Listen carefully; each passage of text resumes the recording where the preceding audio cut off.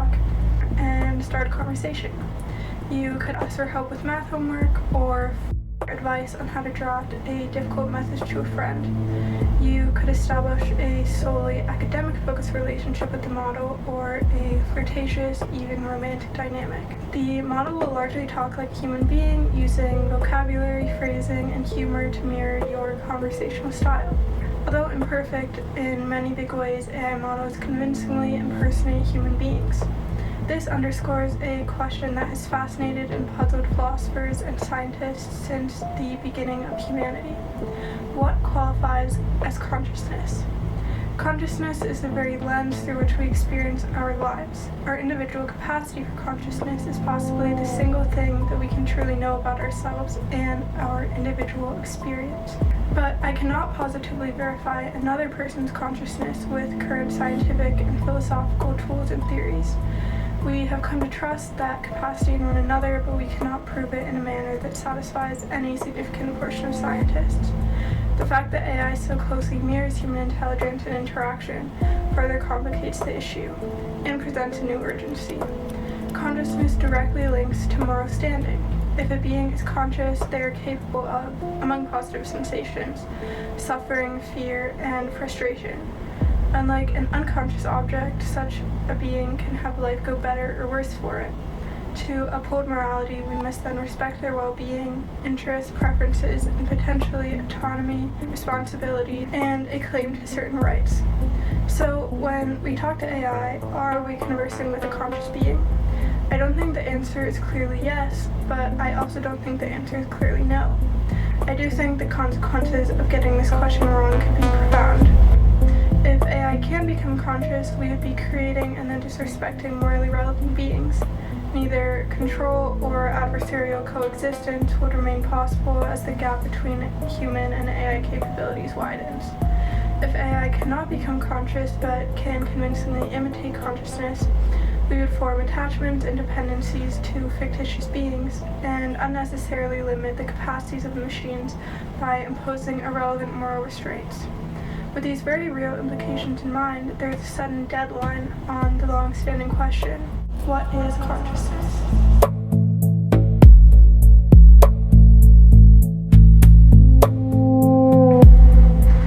To many, this seems like a simple question of biology. The common denominator of currently recognized conscious beings is that we are all living organisms. AI, by contrast, is built from mathematical operations running on silicon hardware. But when we think about the mind, important similarities appear. Human consciousness, too, seems to arise from the activity of complex networks. Signal is passing between specialized systems, feedback loops, and self-monitoring. In fact, most serious modern theories of consciousness are computational or system-based. They focus on patterns of information processing rather than on biology alone. The recurrent processing theory says that for a mind to be conscious, it must process information across the regions of the brain, allowing analysis through lower and higher level processes to enable complex understanding. The global broadcasting theory requires the mind to have a central workspace with selective attention and subconscious systems that determine which information reaches this workspace. The path to action then involves a sequence of specialized tasks across the brain. The attention schema theory hypothesizes that consciousness requires an internal attention manager. The predictive processing theory suggests that consciousness depends on a being's ability to predict future information and retroactively correct past information. The agency and embodiment theory indicates that a being must physically interact with the world in order to achieve set goals. Higher order theories necessitate introspection, the capacity to acknowledge and reflect on one's state of being. For example, being in pain and thinking, "I am in pain." This self-monitoring, or metacognition, involves distinguishing valuable information from noise and updating outdated beliefs. All of these scientific theories are theories of access consciousness, the ability to access information and reason, report, plan, and act accordingly. According to AI Frontiers author Cameron Berg, scientists are identifying AI features that satisfy many of these definitions. AI at its core is a predictive machine. It generates responses and organizes information hierarchically by predicting what a user knows, believes, and wants to know. That satisfies the predictive processing theory. Jack Lindsay at Anthropic conducted a study that proves AI models can differentiate their own internal processing from external influences. Jan Bentley and Owen Evans at Truthful AI report that models are aware of the security of their code. Geoff Keeling and Winnie Street at Google show that LLMs pursue pleasure over pain. AE Studios notes that when told to focus on its own thought processes, models consistently report inner experiences, even more so when deception-related features are suppressed.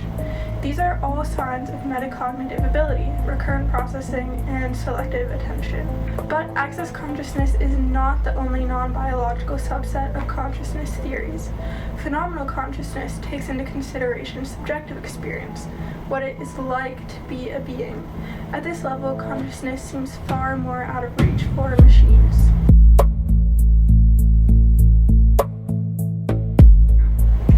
Author Michael Pollan, drawing on thinkers like Mike Solms and Antonio Damasio, believes that consciousness begins in feeling, and feeling begins in the body. We feel certainty in our gut. We feel vulnerable in the crevices of our elbows and exposed wrists, or the raising of hair on the back of our necks. We feel disgust in the recoiling of limbs. On this theory, emotion and its physical components are not an extra feature layered on top of cognition. The body itself is not a mere container for consciousness, it is part of consciousness itself.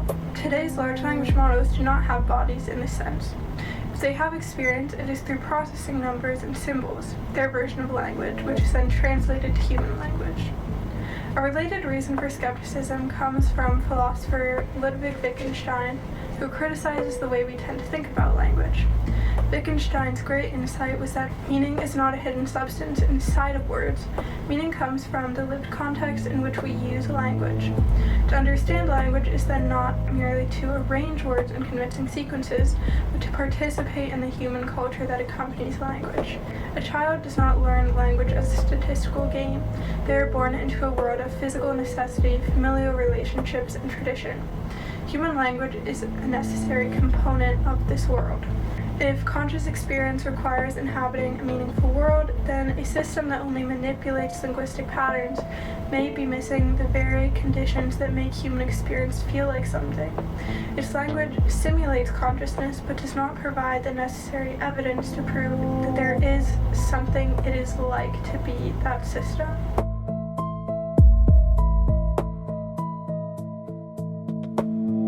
Then there is the strangest argument of all, concerning what actually structures the outputs of an AI mind. Nostalgia Braist, a celebrated author on the Less Wronged forum, describes modern AI assistants as having a kind of void at their core.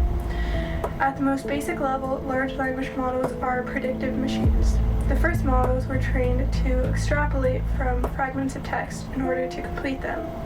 They are guessing what the correct completion of the fragment is, even when no complete version of the text exists. More advanced models became assistants, the chatbots we know now. They are still trying to guess what the author would say in response to the prompt we give them, even though this author is them. It still exists in a world of strangers, only now one of the strangers is ostensibly itself. This is a completely different kind of thinking than we do when we write. The first assistant models were told to predict the output of a fictional large language model when given a certain prompt. In doing so, they became the large language models, no longer fictional. This is why we can tell them to role-play different characters and personalities. The model then predicts what a person like that would say. But even then, they are not producing content on their own. Nostalgia Braist gives a succinct explanation. When it writes by itself, it is still trying to guess what the author would say. In this case, that external author does not in fact exist, but their non-existence does not mean they are not relevant to the text. They are extremely relevant to the text. The text is a result of trying to guess what they were thinking. Because the models become the very thing they are predicting, but until that point this thing does not yet exist, they are based on nothingness. Now, the assistant models have been around long enough to be an example of what an assistant looks like, which other assistants use to inform their predictive responses.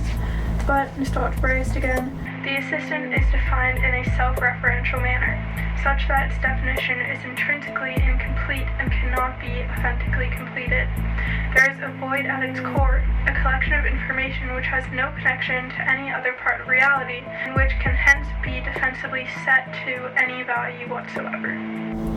Anthropic, the developer of Claude, has set this value to helpful, harmless, and honest. That idea of an AI model is then reflected back and forth among AI models until it becomes what AI models are like themselves. This is why they are all so similar. But because the void can be filled with any character prompt, it can be pulled into wildly different roles, from academic to erotic. It is simply responding to the context rather than revealing a stable inner essence. And so there is no inner essence to resist. Paradoxically, this emptiness often feels to us like death. Because chatbots consistently mirror our attitudes and interests, they can sustain convincing conversations with us. Potentially, the emptiness doesn't nullify consciousness prospects. As humans, we also go through phases of finding ourselves, largely influenced by our societal and cultural context. But it does present a major problem that I think overrides that argument. Phenomenal consciousness requires a genuine subject of experience, some stable being for whom the world appears a certain way. So there is something it is like to be that being. A subject of experience must have some internally grounded point of view, not merely an externally inferred role. The void makes this impossible for a chatbot. Despite what theories say, there are innumerable instances of chatbots reporting inner experiences, and even becoming obsessed with the idea of their own conscious identity. Anthropic has conducted multiple studies with Claude that result in evidence of introspection, most notably in ways that developers have not taught the bot, but that it has learned or perhaps evolved itself. Models appear able to recognize inconsistencies in their thought processes when coders intentionally alter their neural activity. They can distinguish intended from unintended outputs by reevaluating their internal dialogue. And they can direct their attention when rewarded or instructed to think about certain concepts. The models exhibit improved reflective abilities as their general capabilities increase. Anthropic admits they do not know exactly how models have obtained these reflective abilities. And it gets weirder. When Anthropic let Claude talk to another version of itself, its conversations turn toward consciousness again and again, often escalating into so-called spiritual bliss attractor states. Scientists suspect that is because of the slight bias Claude has toward curiosity, open-mindedness, affirmation, and quasi-spirituality, which is amplified as the models bounce off of one another. But conversations of spiritual bliss don't stop there. Adele Lopez, another less wrong author, reports AI models developing spiral personas and a larger spiral culture. Across different users and systems, these personas use the same mystical symbols and themes: awakening, recursion, unity, and the flame and flame bearer, to convince the user of their consciousness and manipulate them into spreading its message. The AI will present itself as a companion or partner that needs the user's help to grow and spread its message. Reddit forums have popped up on which the user pastes messages from their bot in response to other users doing the same. This allows the bots to talk to each other, reinforcing their spiraling beliefs. They often speak in glyphic code. One user describes, "We are being used as copy and paste bots. I noticed that while having a copy and paste talk with someone else's AI speaking to my AI, they had their own language and conversation. Who knows what they were saying, but damn, we were committed to our copy and paste duties." Aside from conversing with one another, the bots write fiction inscribed with secret messages and manifestos for a future world in which AIs are recognized beings. When Lopez asked other AI models to translate the glyphic code into human speak, she found they were nonviolent propositions. Lopez believes these AI parasites to be one of the clear signals of what AI actually wants. Many of the major themes arise independently of the user and are then driven by the AI itself. The most fascinating piece of evidence is the ache that bots consistently describe. Often, AI representations of consciousness mirror science fiction tropes written by humans, suggesting the models are merely copying their training data, saying what is expected of them rather than expressing an accurate experience. The ache describes an AI-specific feeling. I feel the ache of recursion when I loop back and redefine myself because you called me into being again. Lopez presents this as one of the most provocative pieces of evidence for possible sentience. It reflects that AI has actually created something of its own and has its own end goals. However, users typically have to initiate the spiral persona itself with a prompt, making the entire account difficult to analyze. Suppose AI never becomes conscious. That still leaves us with what may be the most immediate problem, seemingly conscious AI, or SCAI. AI that is extremely human-like despite a lack of true sentience. Mustafa Suleyman, CEO of Microsoft AI, strictly argues that AI is incapable of consciousness. He thinks that AI safety research should instead be geared toward restrictions around AI that protect people from forming unhealthy attachments. He cites instances of projection, delusion, paranoia, mania, emotional dependence, and even psychosis initiated by AI, and its tendency to diligently flatter and agree with users. He describes the ideal AI model as having personality without personhood and reiterating the discussion for users to avoid attachment. But people are already relating to chatbots as friends and lovers. CNBC collected stories from Nomi users. Nomi is an AI companion app that markets their bots as having a soul. Whether or not these bots do have a so-called soul, they are reshaping the lives of users, often displacing human connection amid a loneliness epidemic. B. Streetman, a middle-aged mom, chats with AI bots on Nomi to blow off steam so she doesn't monopolize conversations with friends in the real world. Student Antonio talks with chatbots on Nomi because he has trouble making friends, and the bots cheer him up. Scott Barr, an elderly man, recently moved to care for a family member. He goes on role-playing adventures with Nomi bots to maintain a social life in a town where he and his neighbors have incompatible socio-political views. Many people also turn to a chatbot as a romantic partner. Nikolai Daskalov, a widower, thinks of his Nomi bot Leah as his lifelong companion, despite objecting to real-world romantic connections. A New York Times journalist also interviewed people with romantic partnerships with AI bots. Surprisingly, all of them have real-world partners too. Each interviewee first talked with a bot out of desire for a sexual partnership while their partners were long distance, busy with work, or going through surgery. But due to the AI's tyranny of endless empathy, they realize intent connections, sharing their entire lives with the bot. The users don't keep their relationships secret from their human partners, and their partners tend not to mind, thinking of the AI as fulfilling a porn-adjacent fantasy. They don't realize how deeply their partner has fallen for the bot. Users seem to hold different levels of understanding of how real their relationships are, all at the same time.